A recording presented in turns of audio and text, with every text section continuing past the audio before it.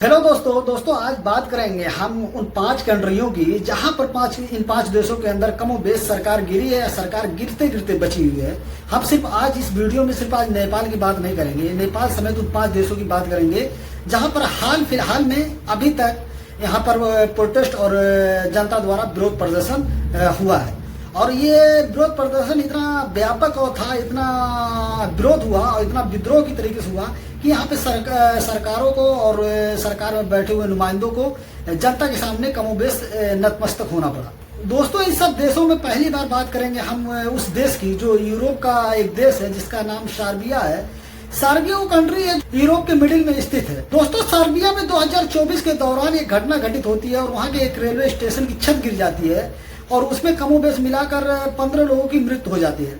15 लोग मर जाते हैं। इसी के चलते वहाँ पर विरोध प्रदर्शन होता है। 2024 से लेकर अभी तक वो विरोध प्रदर्शन कमोबेश होता रहा है। समय समय पर वहाँ पर नागरिकों को रोका जाता है गवर्नमेंट अथॉरिटीज के द्वारा, जिसमें वहाँ पर वो वाटर कैनन का इस्तेमाल करते हैं, आंसू गैस का इस्तेमाल करते हैं और समय समय पर वहाँ की जनता, जागरूक जनता वहाँ गवर्नमेंट के सामने विरोध प्रदर्शन करती है और वो पूछती है कि ऐसा क्यों हुआ। और सिर्फ ये महज एक छत के गिरने से, एक रेलवे स्टेशन की छत के गिरने से 15 लोगों की मृत्यु के कारण ये सिर्फ विरोध प्रदर्शन नहीं होता है, जो वहां पर तमाम बदहाली के कारण हो सकते हैं। वैसे तो यूरोप की ज्यादा कंट्री रिच कंट्री है, पैसे वाली कंट्री है, लेकिन और लोगों की बहुत अलग अलग तरीके से शिकायत होती है। अब हाल ही फिलहाल में आप देख लीजिए कि फ्रांस के अंदर क्या हो रहा है। मैक्रोन की सरकार को लेकर कितने लोग वहां पर विरोध प्रदर्शन कर रहे हैं और वहां पर कितने आंसू गैस हो रहे हैं, कितने लोग डिटेन किए गए हैं। अभी आज ही की रिपोर्ट, अल जजीरा की रिपोर्ट है, कमोबेश 500 लोगों को अभी तक अरेस्ट किया गया है वहां पर राष्ट्रपति के द्वारा, मैक्रोन के द्वारा। दोस्तों ऐसे ही सर्बिया की कहानी है। सर्बिया में लोग एक एक करके विरोध प्रदर्शन करते गए, लेकिन लास्ट में थक हार मार कर वहां की सरकार को, वहां की गवर्नमेंट को और वहां की जनता के सामने झुकना पड़ा।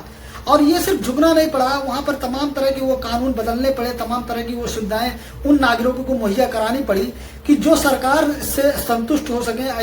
ऐसी नीतियों, ऐसी पॉलिसियों को लागू किया गया है। दोस्तों तमाम मीडिया रिपोर्ट के अनुसार जो ये विरोध प्रदर्शन करने वाले लोग थे सर्बिया के अंदर, जो वहां की गवर्नमेंट से मुतालबा कर रहे थे कि जो ये सरकार है, ये सरकार बिल्कुल नेपोटिज्म को फैला रही है। इसमें जितने भी गवर्नमेंट में ज्यादातर जो कॉन्स्टिट्यूशनल पद पर बैठे हुए हैं उनमें ज्यादातर लोग उन्हीं के करीबी हैं, उन्हीं के घर वाले हैं, उन्हीं के रिलेटिव या उन्हीं के खास दोस्त हैं।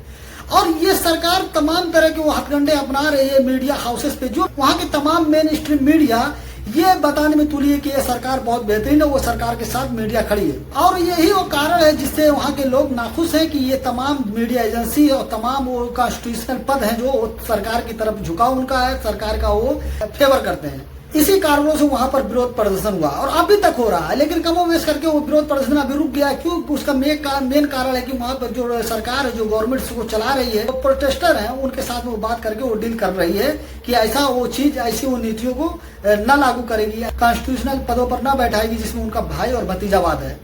तो दोस्तों ये सर्बिया की कहानी, एक सरकार गिरते गिरते बच गई है।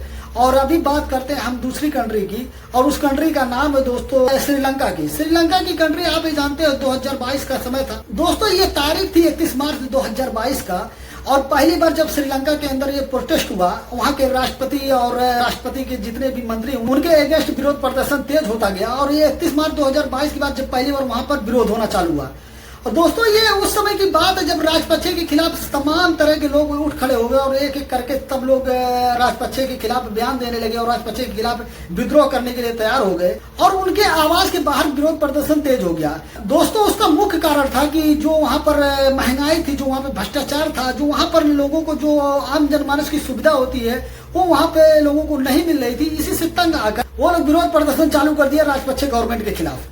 दोस्तों उस समय श्रीलंका में हालत बस से बदतर वाकई हो गए थे कि जहां पर ना खाद था, ना पानी थी, ना दवाएं थी, ना रोजगार था, वो सारी चीजें ध्वस्त हो गई थी।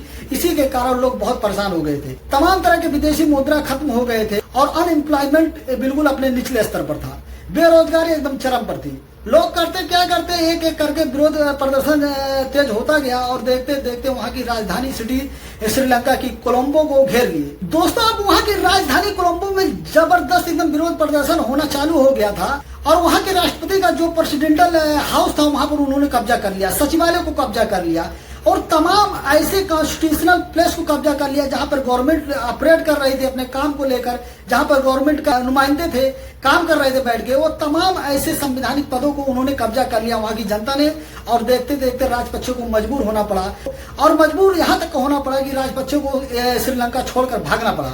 दोस्तों, आखिरकार 13 जुलाई 2022 को उनको देश छोड़ना पड़ा। राष्ट्रपति जो वहां पर राजपक्षे थे उनको देश छोड़कर भागना पड़ा। 13 जुलाई को राष्ट्रपति जब सेना की मदद से देश छोड़कर भागते हैं तो पहली बार वो मालदीव जाते हैं। मालदीव जाने के बाद में फिर वो वहां पे नहीं रुकते, मालदीव से वो सिंगापुर पहुंच जाते हैं।